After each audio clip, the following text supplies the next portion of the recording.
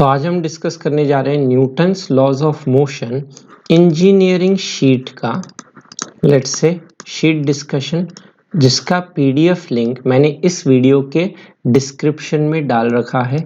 तो आज हम इंजीनियरिंग शीट का एक्सरसाइज 1 ना डिस्कस करने जा रहे हैं और ये है जो डाउट्स आपने पूछे हैं, ये रहे। इन सब डाउट्स को एक एक करके सॉल्व करते हैं। तो शुरुआत करते हैं क्वेश्चन नंबर 1 से। चलिए, तो क्वेश्चन नंबर 1 आते हुए, क्वेश्चन 1 कुछ ये रहा अपने सामने लिखा है, a body of mass m1 exerts a force on another body of mass m2 if magnitude of acceleration, let's say, of m2 is a2, then magnitude of acceleration of m1 is, considering only two bodies in the space। तो let's say ये एक body आपकी बनी हुई है ना m1 मास, और एक दूसरी बॉडी जो जस्ट इसके कांटेक्ट में रखी हुई है वो मास हम कह दिए m2। ये रही, इस मास को m2 कह दिया जाए और इस मास को हम नाम दे रहे हैं लेट्स से हमारा m1। और बोला है m1 जो मास है वो एक फोर्स एक्सर्ट कर रहा है दूसरे बॉडी m2 पे। तो ये m1 मास ने इस m2 पे कोई फोर्स लगाया है लेट्स से, वो फोर्स हम कह देते हैं कोई नॉर्मल रिएक्शन करके है।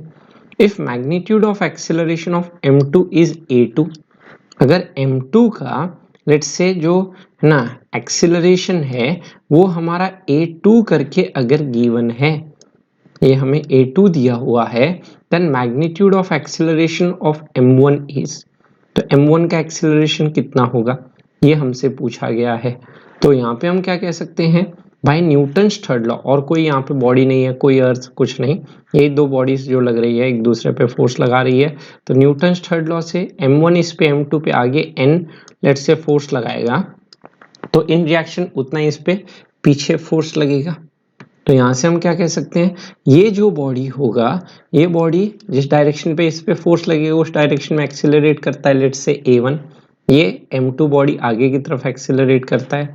अब यहाँ पे अगर मैं इस m2 मास पे अगर सूडो फोर्स दिखाऊं तो वो पीछे की तरफ लगेगा विच इज m2a2, और m1 मास पे सूडो फोर्स दिखाऊं तो ये आगे की तरफ होगा m1a1। अब इसके लिए इक्वेशन लिखा जाए तो देयरफॉर n इक्वल टू ये बन के आया m1a1, और उसी तरह से इसके लिए इक्वेशन लिखें तो ये बन के आया n बराबर m2 इंटू a2। अब यहाँ पे नॉर्मल तो दोनों का सेम है, यहाँ पे न्यूटन्स थर्ड लॉ से ओबे करते हुए, तो 1 और 2 इक्वेशन से क्या कहा जा सकता है, देयरफॉर यहाँ से कह सकते हैं m1 into a1 equal to m2 into a2। मुझे क्वेश्चन में क्या पूछा है, इस a1 की वैल्यू पूछी है, एक्सीलरेशन ऑफ m1 मास पूछा गया है। देयरफॉर a1 कितना होगा, तो a1 आ गया m2 into a2 divided by क्या लिखा जा सकता है m1, दैट इज हमारा answer m2a2 by let's say m1। Therefore option B हमारा सही हो जाता है। तो क्वेश्चन नंबर 1 का आंसर हो गया ऑप्शन बी। हमने क्या किया, हमने बस बोला m1 m2 पे आगे n लगाएगा तो m2 उतना ही m इस पे पीछे लगाएगा, n equal to m1a1 n equal to m2a2, दोनों n सेम लगेंगे, देयरफॉर a1 आ गया m2a2 by m1। Question number 2 आते हैं, monkey is descending from the branch of a tree with constant acceleration. तो लेट्स से कोई एक tree है ना, ये कोई एक सपोज पेड़ हो गया ना, इस पेड़ से जो मंकी है, ये मंकी ये नीचे की तरफ आ रहा है लेट्स से एक कांस्टेंट एक्सेलरेशन a से। अब लिखा है if the breaking strength of the branch is 75% weight of the monkey. तो ये जो ब्रेकिंग स्ट्रेंथ है वो ब्रेकिंग स्ट्रेंथ मतलब है ना किसके बाद ये ब्रेक हो जाएगा, तो जो मैक्सिमम जो हो सकता है इस 75% मतलब 3/4 of the weight of the monkey, the minimum acceleration which monkey can slide down without breaking the branch। तो मिनिमम एक्सेलरेशन कितना होगा ताकि वो स्लाइड डाउन कर सके ना विदाउट ब्रेकिंग द ब्रांच।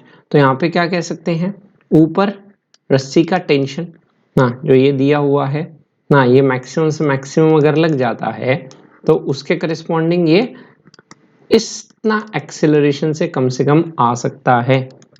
तो ये मैक्सिमम टेंशन हम बोल देते हैं 3/4 mg अब अगर ये एक्सेलरेट नीचे कर रहा है तो क्या क्या होगा, एक तो इस पे सूडो फोर्स लगेगा m इंटू ए मिनिमम, और फिर हम बोल सकते हैं नीचे क्या लगेगा, इसका mg वेट लगेगा। देयरफॉर इक्वेशन लिखते हो m इंटू ए मिनिमम ऊपर की तरफ plus maximum tension that is 3/4 mg, मेरा नीचे की तरफ बन के आ गया mg।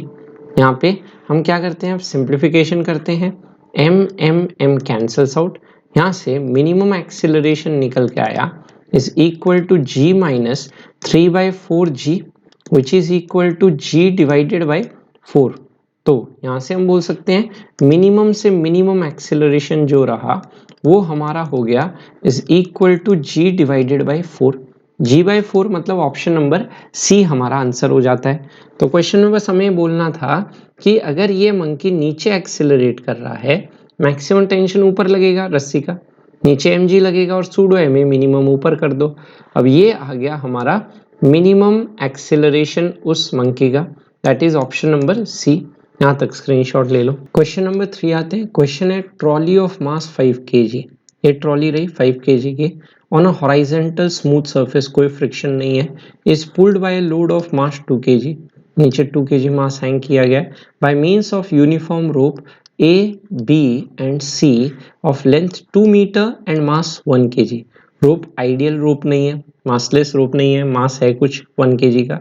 As the load falls from BC to BC equal to 0 से BC इक्वल टू 2 मीटर, पहले एकदम ये आपका जो सी मास था एकदम इस पॉइंट पे था, अब एकदम ए मास यहाँ पे आ गया। टोटल लेंथ अगर 2 मीटर है तो 2 मीटर का 2 मीटर अगर फॉल हो गया तो इट्स एक्सेलरेशन चेंजेस ना, कहाँ से कहाँ चेंज होगा।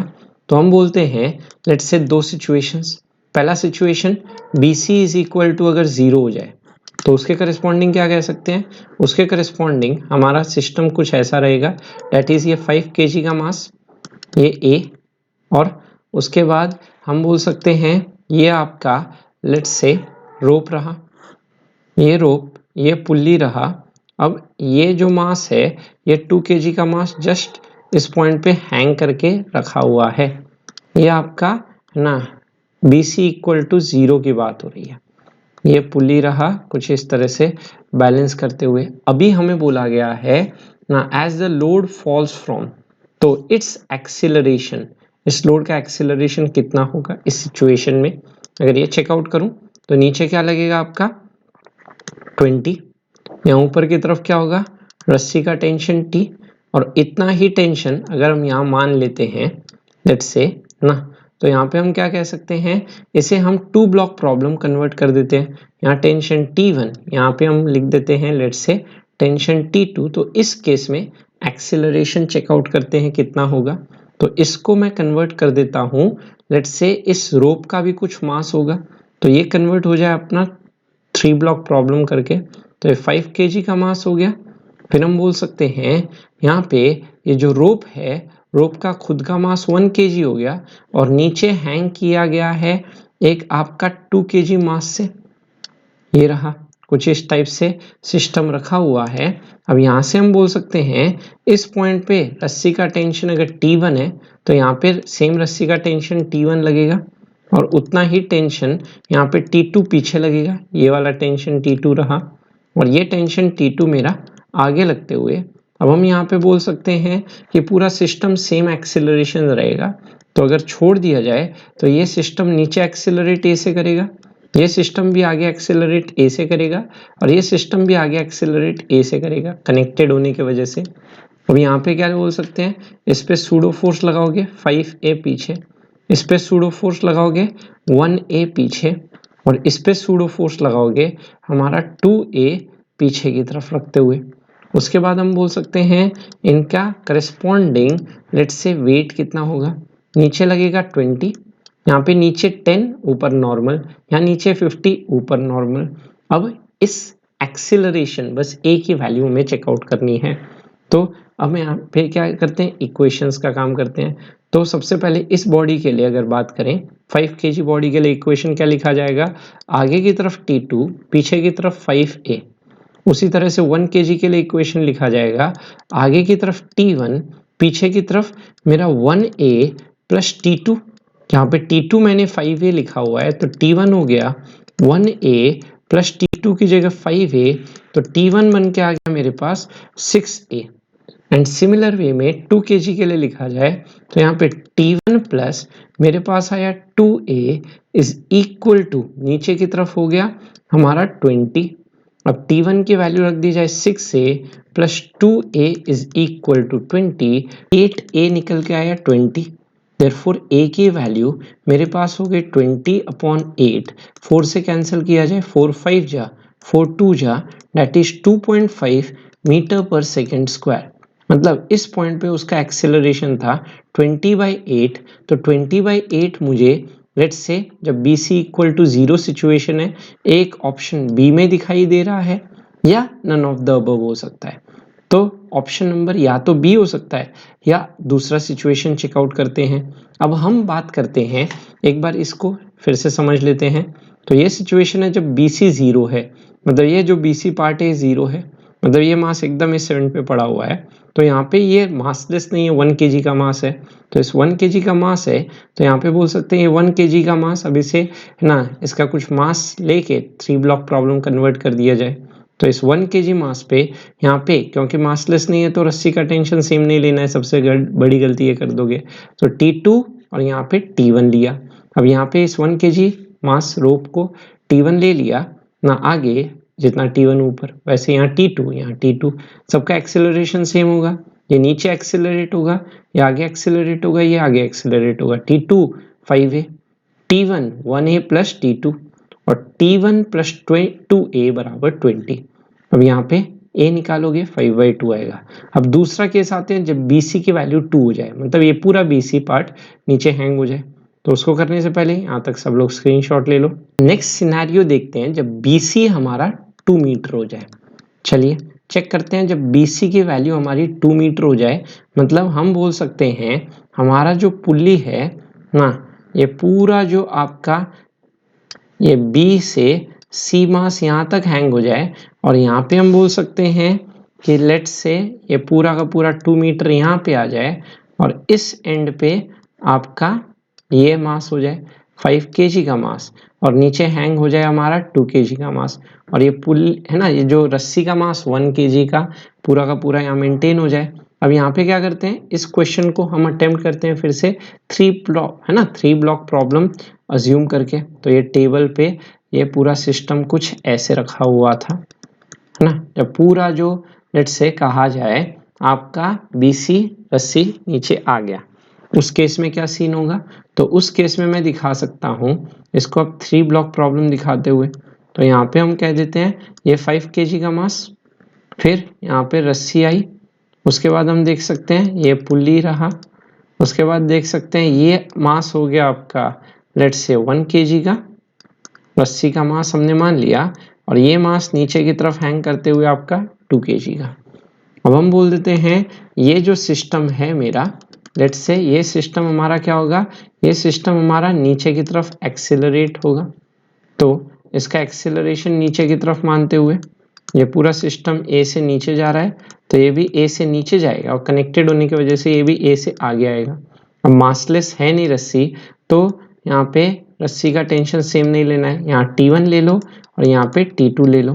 तो आगे की तरफ रस्सी का टेंशन T2 ले लिए, तो यहाँ पे उतना ही टेंशन T2 ऊपर लगाते हुए, वैसे इस पे T1 टेंशन ऊपर लिए, तो उतना ही टेंशन T1 इस पे नीचे लगाते हुए। नेक्स्ट कह सकते हैं सूडो लगा दो। तो सूडो अगर लगाया जाए यहाँ पे, तो सूडो के केस में हम कह सकते हैं लेट्स से कि यहाँ पे सूडो जो आएगा हमारा हो जाएगा पीछे की तरफ आपका 5 है। उसी तरह से इस पे सूडो एक्सेलरेट नीचे हो रहा है, तो इसका सूडो 1A ऊपर हो गया, और उसी तरह से एक्सेलरेट नीचे हो रहा है, तो इसका सूडो 2A हमारा ऊपर की तरफ हो गया। अब हम देखते हैं नेक्स्ट सिनेरियो। नेक्स्ट सिनेरियो में हम क्या देख रहे हैं, इसका वेट लगा देते हैं mg, तो 1 का 10 न्यूटन नीचे लगेगा और 2 kg का 20 न्यूटन नीचे लगेगा।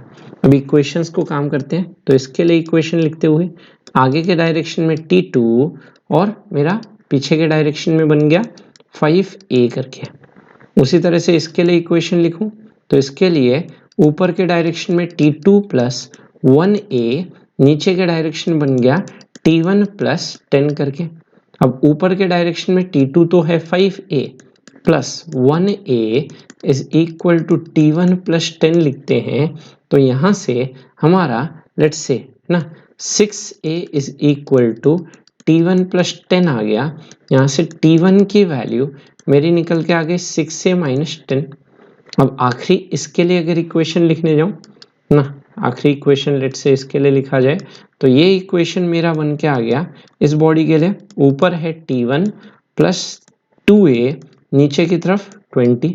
अब T1 की जगह लिख दिया जाए 6A minus 10 plus 2A is equal to 20, therefore 8A is equal to 30। यहाँ से A की वैल्यू आई 30 डिवाइडेड बाय हम बोल सकते हैं 8 हो गया। तो A आ गया 30/8, पहले थी 20/8, अब आई 30/8। तो हम बोल सकते हैं ना हमारा ऑप्शन नंबर जो है ABCD में से ऑप्शन नंबर B आता हुआ। 30/8 इस सिचुएशन में और इस सिचुएशन में 20/8। चलिए समझते हैं। यहाँ पे जब पूरा BC नीचे हैंग कर जाएगा तो यहाँ पे इस 1 kg ना इसका एक्सेलरेशन भी नीचे होगा, A इसका भी A नीचे होगा और इसका A आगे होगा। अब इस रस्सी का टेंशन T2 आगे लोगे, सूडो फोर्स 5A पीछे, एक्सेलरेट नीचे होगा 1A ऊपर, या एक्सेलरेट नीचे होगा 2A ऊपर। यहाँ T1 ऊपर लो और यहाँ T2 आगे की तरफ लो, तो T2 आगे यहाँ पे T2 ऊपर। वैसे यहाँ T1 ऊपर, यहाँ T1 नीचे, और एक्सेलरेट नीचे कर रहा है सूडो 2A ऊपर, यहाँ 1A ऊपर, यहाँ 5A पीछे। तो T2 is equal to 5A लिख दिया जाए। इसके लिए T2 प्लस 1A बराबर T1 प्लस 10 लिख दिया जाए। यहाँ से T1 आया और इसके लिए ऊपर की तरफ T1 प्लस 2A, नीचे की तरफ 20 लिख दिया जाए। यहाँ से एक्सेलरेशन आ गया 30/8।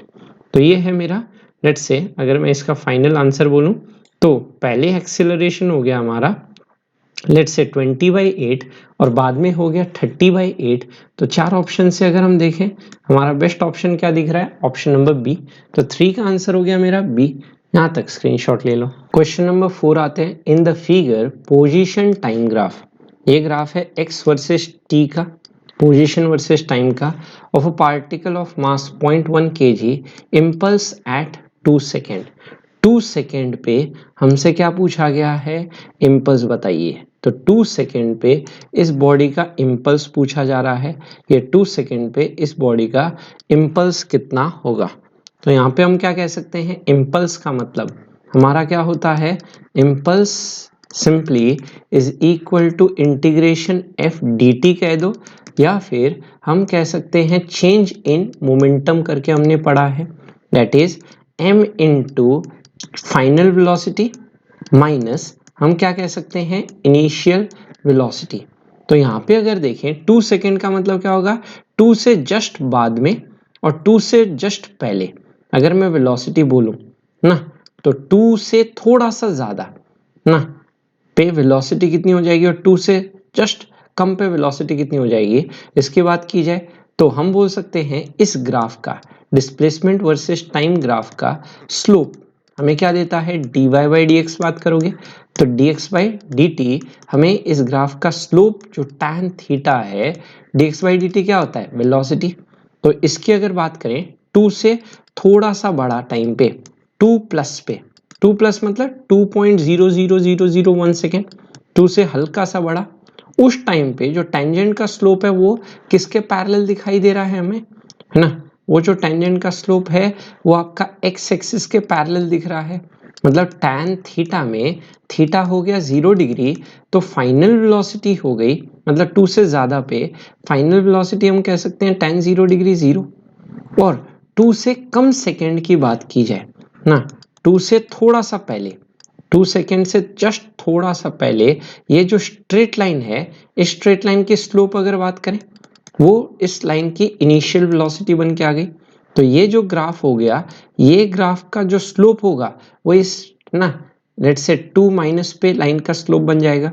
तो ये y हमें दिख रहा है 4 और x हमें दिख रहा है 2। तो यहाँ पे tan थीटा अगर मैं ट्राइंगल दिखाऊं तुम्हें तो ये बना हुआ है 4/2 विच इज इक्वल टू 2। तो मास जो है वो मुझे गिवन है 0.1 kg। फाइनल वेलोसिटी जो हमें गिवन है वो तो हो गई 0 और इनिशियल वेलोसिटी जो है वो हमें गिवन है 2। तो यहाँ पे आया 0.1 into -2 which is equal to -0.2 और SI यूनिट क्या होता है इम्पल्स का, kg मीटर पर सेकेंड जो मोमेंटम का होता है। तो -0.2 kg metre per second, that is option number B हो गया। हमने बस क्या किया, 2 से जस्ट हल्का सा बड़ा और 2 से जस्ट हल्का सा छोटा, 2 माइनस 2 प्लस पे, मतलब 2 सेकेंड का मतलब क्या होता है, 2 से थोड़ा सा ज्यादा देखो और 2 से थोड़ा सा कम टाइम पे इनिशियल और फाइनल वेलोसिटी चेक कर लो। और चेंज इन मोमेंटम क्या होता है, mass into final velocity minus initial velocity, वहां से हमें इंपल्स निकल के आ जाएगा। तो ये है ऑप्शन नंबर बी, यहाँ तक स्क्रीनशॉट लो। क्वेश्चन नंबर आते हैं 6 पे। Body kept on a smooth incline plane, inclination 1 in x will remain stationary relative to inclined plane if the plane is given a horizontal acceleration equal to। तो यहाँ पे क्या है, आपका कोई एक इंक्लाइन प्लेन पे एक ब्लॉक रखा हुआ है, लेट्स से ना। तो यहाँ पे हम कह देते हैं कोई एक इंक्लाइन प्लेन हमने ले लिया और उस इंक्लाइन प्लेन पे एक कोई ब्लॉक रखा हुआ है जिसका मास हम कह देते हैं हमारा m करके गिवन है। तो चलिए ये इंक्लाइन प्लेन ले लिया जाए। अब इस इंक्लाइन प्लेन पे हमने कोई एक मास रख दिया, ये कोई मास रखा हुआ है। अब अगर मैं देखूं mg साइन थीटा इसको नीचे पुल करेगा, तो इसको रोकना है तो इस पे एक ऊपर की तरफ फोर्स लगना चाहिए, जिसके वजह से हम कह सकते हैं इसको, इस पूरे सिस्टम को एक्सेलरेट कहाँ होना चाहिए, ताकि ये इसको बैलेंस करे। तो इसका एक्सेलरेशन हमारा पीछे की तरफ होना चाहिए, ताकि ये मास भी एक्सेलरेट आगे करे, जिसके वजह से इस पे सूडो फोर्स ma पीछे लगे, ताकि एक ma का कंपोनेंट ऊपर की तरफ इस नीचे के mg साइन थीटा को बैलेंस कर जाए। तो यहाँ पे हम बोल सकते हैं ये हमें एंगल ऑफ इंक्लिनेशन डायरेक्ट ना देके बोला गया है, इंक्लिनेशन का जो लेट्स से वैल्यू है 1 इन x। अब 1 इन x का मतलब क्या लिया जाता है यहाँ पे, for small angle sine theta और टैन थीटा तो लगभग बराबर होता है, तो 1 इन x मतलब 1 पार्ट ऑफ x, यहाँ पे साइन थीटा लेना है। अब यहाँ पे हम क्या करेंगे, यहाँ पे हम फोर्स बैलेंस करेंगे और कुछ नहीं, इक्विलिब्रियम में रखना है। तो फोर्स बैलेंस हम किस डायरेक्शन में करते हैं, along the incline and perpendicular to incline. तो down the incline mg sine theta and perpendicular to incline हम जानते हैं mg का cos थीटा लगते हुए। उसके बाद हम बोल सकते हैं ये अगर ma है तो ये एंगल और ये एंगल एक दूसरे के करिस्पॉन्डिंग हो गए, पैरेलल है तो इस ma के दो कंपोनेंट आएंगे, ऊपर की तरफ हो जाएगा ma का cos थीटा जिससे एंगल बनाएगा, और ये वाला कंपोनेंट हमारा बन के आएगा जिससे एंगल नहीं बनाएगा, विच इज योर ma का साइन थीटा। और फिर बोल सकते हैं नॉर्मल हमारा ऊपर की तरफ लगते हुए। तो यहाँ पे फोर्स बैलेंस करते हैं परपेंडिकुलर टू इंक्लाइन डायरेक्शन में अगर लिखा जाए तो नॉर्मल लिखा जा सकता है, ऊपर की तरफ नॉर्मल, नीचे की तरफ हमारा बना हुआ है mg का लेट्स से cos थीटा, तो mg cos थीटा प्लस नीचे की तरफ बन के आ गया ma का साइन थीटा। ये इक्वेशन नंबर 1 आई निकल गए। एंड सिमिलर वे में दूसरी इक्वेशन कह सकते हैं perpendicular to incline, that is यहाँ पे बन के आ गया mg का sine theta is equal to ma का cos theta along the incline. ये इक्वेशन नंबर 2। हमें साइन थीटा दिया हुआ है 1/x और हमें निकालना क्या है, a की वैल्यू। तो यहाँ से अगर सिंप्लीफिकेशन देखूं m से m कैंसिल, वो एक्सेलरेशन पूछा है, तो एक्सेलरेशन कितना आ गया, g sine theta divided by denominator में आया cos थीटा। अब यहाँ पे sine theta by cos theta हम क्या जानते हैं, tan थीटा, और साइन थीटा अगर 1/x पता है मुझे तो यहाँ से tan थीटा निकाल सकते हैं। तो tan थीटा कैसे आएगा, साइन थीटा 1/x है परपेंडिकुलर बाय हाइपोटेन्यूज, तो हमारा बेस हो जाएगा root under x square minus 1। तो यहाँ से हम बोल सकते हैं एक्सेलरेशन हो गया g into tan theta, tan theta is perpendicular divided by base that is root under x square minus 1। तो यहाँ से हमारा एक्सेलरेशन आ गया is equal to g divided by denominator में मेरे पास बन के आ गया root under x square minus 1। तो g divided by root under x square minus 1 मतलब ऑप्शन नंबर डी हमारा सही आंसर हो गया। तो क्वेश्चन नंबर सी में हमारा आंसर आ गया ये रहा g by root x square minus 1। तो हमने क्या किया यहाँ पे, जो ये मास m है बॉडी का ना, उस मास m बॉडी को हमने यहाँ पे फोर्स बैलेंस किया है। हमने बोल दिया ये एक्सेलरेट आगे होना चाहिए ताकि इस पे सूडो फोर्स ma पीछे लगे, जो ma का एक कंपोनेंट ma cos थीटा इसके नीचे के mg sin थीटा को बैलेंस कर जाए।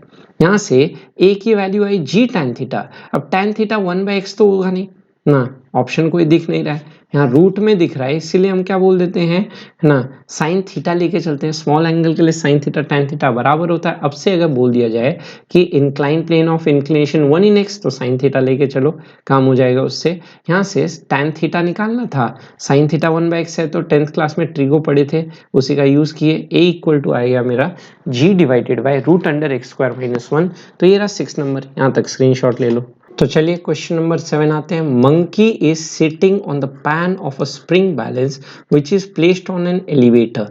Maximum reading of the spring balance will be when elevator is stationary, string of elevator breaks and it drops freely towards the earth, elevator is accelerated downwards या elevator is accelerated upwards. तो हमने class में करा चुके हैं, आपको याद होगा 3 सिचुएशंस बात हुई थी ना, 3 लिफ्ट थी, जो तीनों लिफ्ट लेट से आपकी अलग अलग सिचुएशन में बात हो रही थी ना। अगर एलिवेटर स्टेशनरी है मतलब वेलोसिटी 0 है, तो इसमें अगर कोई मास m अगर रख दिया जाए, इन 3 लिफ्ट्स में कोई मास m अगर रखा हुआ है, तो उस पे कौन से फोर्सेस लगेंगे ना, अगर वो चेक करें तो इस पे तो mg लगेगा और ऊपर की तरफ नॉर्मल लगेगा।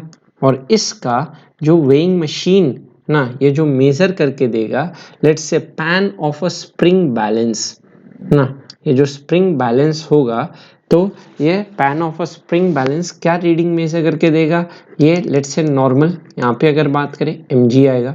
उसी तरह से यहाँ दिखाता हूँ, तो ये mg और यहाँ पे भी नॉर्मल लगेगा, एज वेल एज इसमें भी mg नीचे की तरफ और ऊपर क्या लगेगा मेरा नॉर्मल लगते हुए। अब यहाँ पे हम बोल सकते हैं इस सिचुएशन में, अगर लेट्स से ऑप्शन नंबर आपको सी दिखाऊं, लेट्स से एक्सेलरेट अगर ना डाउनवर्ड करता है ये वाला सिचुएशन में, और इस केस में डी वाले में एक्सेलरेट अपवर्ड करता है, तो ऊपर करेगा तो सूडो फोर्स नीचे लगेगा आपका एम ए, और यहाँ पे नीचे एक्सेलरेट करेगा तो इस पे सूडो फोर्स एम ए ऊपर लगेगा। तो यहाँ से हम लिख सकते हैं नॉर्मल ऊपर की तरफ बैलेंस करेगा मेरा नीचे m g plus m a को, उसी तरह से यहाँ नॉर्मल प्लस एम ए वो मेरा बैलेंस करेगा नीचे वाले एम जी को। तो यहाँ पे जो अपेरेंट वेट होगा वो आपका ट्रू वेट से थोड़ा सा ज़्यादा होगा, यहाँ पे जो अपेरेंट वेट होगा वो ट्रू वेट से थोड़ा सा कम होगा m g minus m a. तो यहाँ से हम बोल सकते हैं अपेरेंट वेट यहाँ पे बढ़ जाएगा, जबकि यहाँ पे अपेरेंट वेट जो होगा हमारा घट जाएगा। तो यहाँ पे बोला है मैक्सिमम रीडिंग कब आएगी, इसमें बढ़ गया मतलब ये वाला केस जो हो गया, इसमें हमारी मैक्सिमम रीडिंग आएगी और इसमें जो रीडिंग होगी वो हमारी मिनिमम रीडिंग हो जाएगी ना। और ये जो है ये मेरा ट्रू वेट वाला सिचुएशन हो गया। इस केस में आपका जो वेट शो होगा स्प्रिंग बैलेंस के द्वारा वो ट्रू होगा। तो मैक्सिमम रीडिंग होगी जब ये लिफ्ट ऊपर की तरफ एक्सेलरेट करती है, मतलब accelerate upwards, that is option number D हो जाएगा। ये हमने क्लास में डिस्कस किया था, सेम क्वेश्चन है, तो 7 का ऑप्शन डी करेक्ट हो जाता है। यहाँ तक स्क्रीनशॉट ले लो। क्वेश्चन नंबर 9 आते हैं। Both blocks A and B of masses m and 2m, दोनों ब्लॉक्स ए और बी का मास दिया हुआ है m and 2m, are held at rest, कुछ इस टाइप से इक्विलिब्रियम पे रखा गया है, such that the spring is in its natural length, मतलब अभी स्प्रिंग में कोई इलॉन्गेशन कोई कंप्रेशन नहीं है। What is acceleration of both the blocks just after the release, तो जैसे ही छोड़ा जाए यहाँ पे दोनों जो हैं वो क्या हैं आपके, है ना, लेट्स से नेचुरल लेंथ पे हैं। तो अभी हम कह सकते हैं इसमें, है ना, आपका कोई लेट्स से दोनों केस में नीचे की तरफ क्या लगेगा आपका वेट लगेगा mg, जो उसको क्या करेगा नीचे पुल करेगा। तो ये दोनों केस में हम कह सकते हैं ये मास भी नीचे g से जाएगा और ये मास भी जो है वो नीचे g से जाएगा, क्योंकि इस पे भी नीचे कितना फोर्स लगेगा, इसका weight divided by mass, that is 2mg by 2m, that is g नीचे जाएगा और ये मास भी आपका एम जी है ना, नेट फोर्स नीचे इसका weight m g divided by m लगेगा। तो यहाँ पे दोनों केस में एक्सेलरेशन जो हो जाएगा वो हो जाएगा वेट डिवाइडेड बाय एम।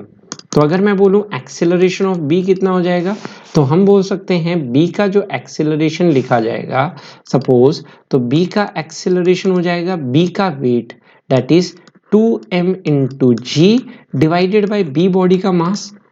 तो जी ये भी नीचे की तरफ होगा क्योंकि वेट कहाँ की तरफ होगा, इसका नीचे की तरफ लगेगा, दैट इज 2mg।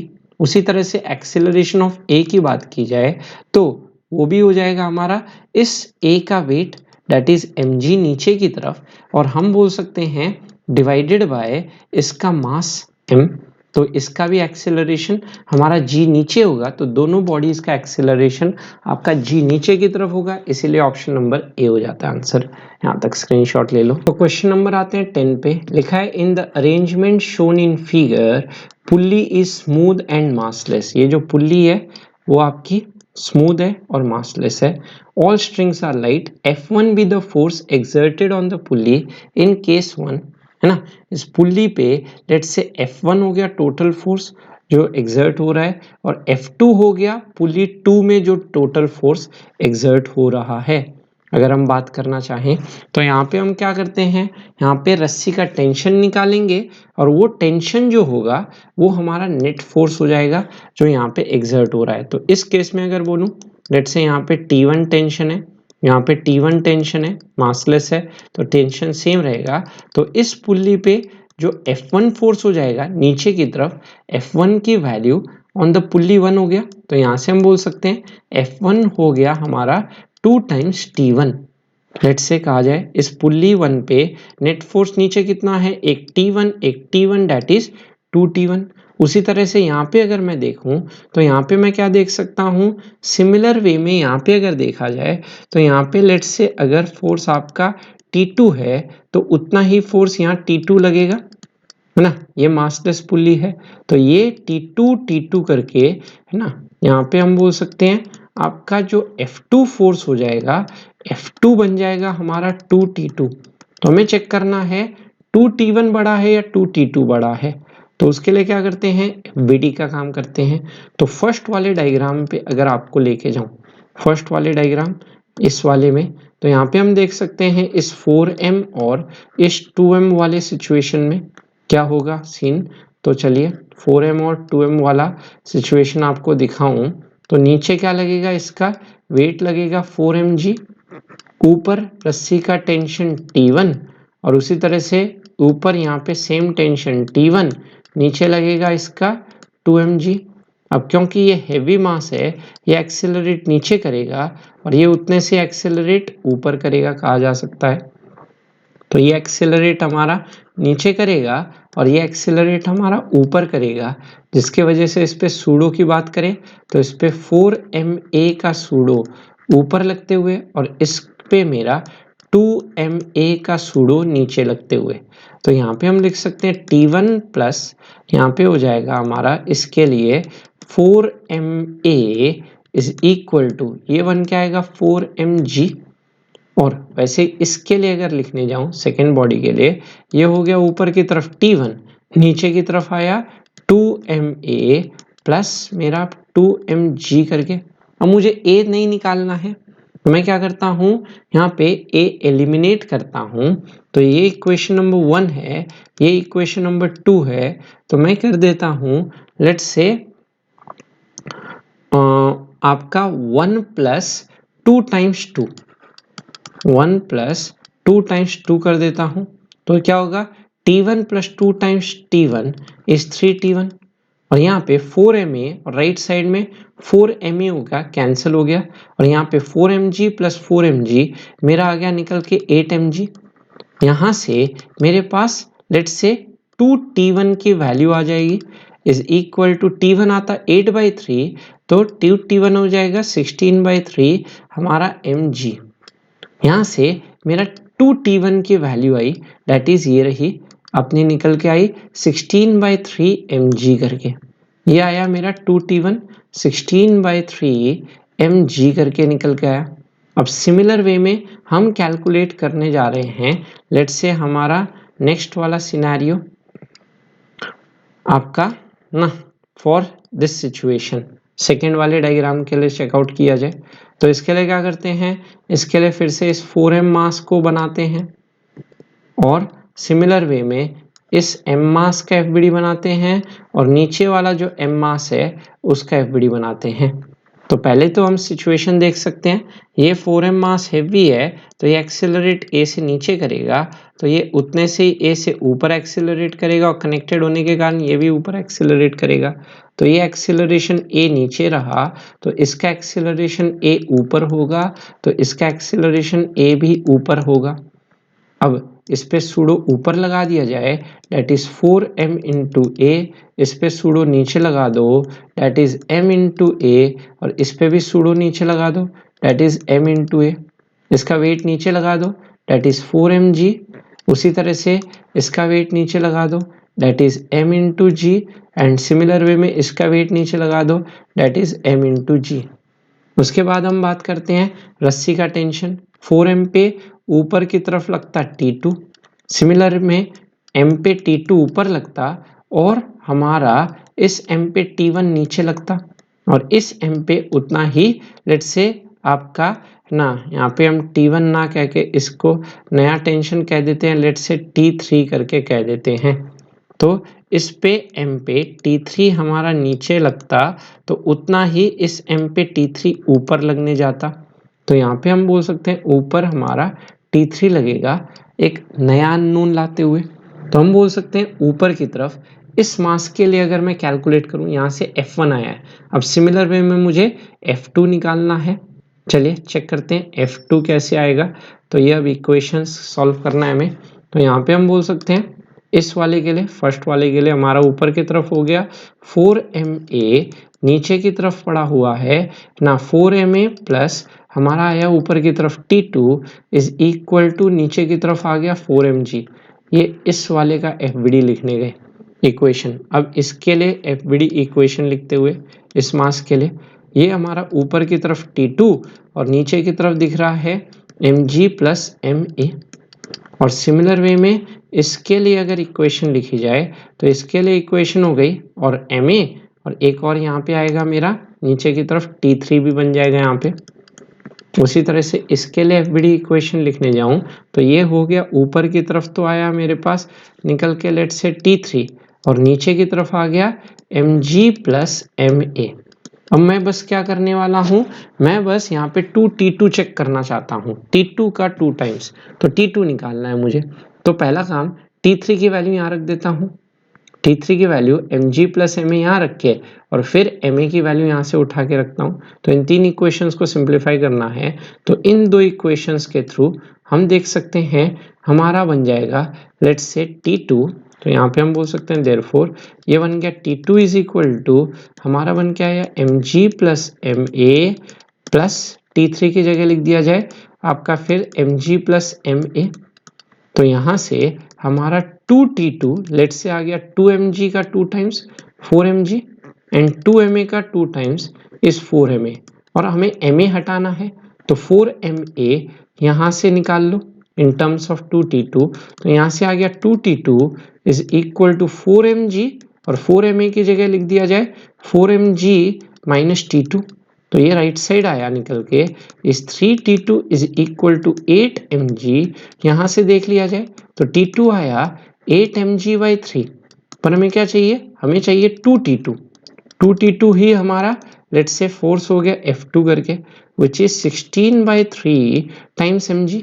तो 16/3 mg जो मेरा F1 फोर्स था और यही F2 फोर्स भी आया, मतलब F1 और F2 जो फोर्स है वो मेरे सेम आए निकल के। तो इक्वेशंस बना के हमने देखा कि ये F1 भी सेम आया है और F2 भी मेरा 16/3 mg ही निकल के आया है। तो दोनों सेम निकल के आए हैं, therefore option number C correct हो जाता है। तो ये था 10 नंबर। चलिए आज के लिए इतना ही, नेक्स्ट क्लास में आगे के डाउट्स के साथ मिलते हैं। थैंक यू, आज के लिए इतना ही, बाय।